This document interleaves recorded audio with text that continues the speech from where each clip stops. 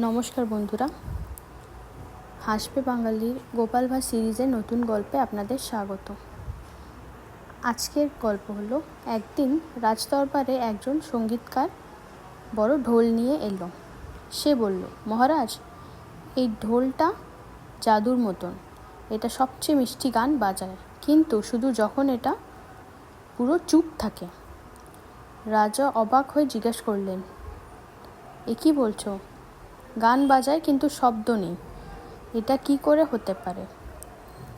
সঙ্গীতকার বলল, এটা এত রেয়ার যে শুধু বুদ্ধিমান লোকেরাই তার সুর বাজাতে পারে। রাজা গোপালের দিকে তাকিয়ে বললেন, গোপাল, তুমি কি সুর শুনছো?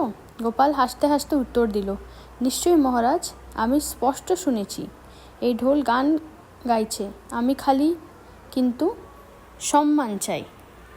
এটা শুনে দরবারে সবাই জোরে জোরে হাসতে লাগলো, আর সঙ্গীতকারও অবাক হয়ে গেল।